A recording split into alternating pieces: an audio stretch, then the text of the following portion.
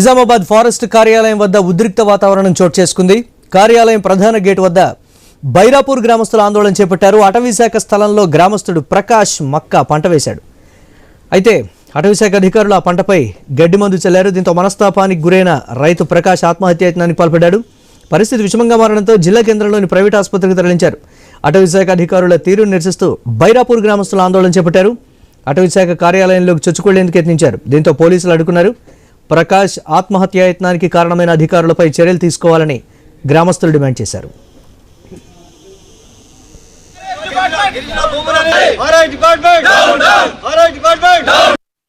ప్రకాష్ అనే రైతు 2013-14 నుంచే ఆయన సాగు చేస్తున్న భూమి.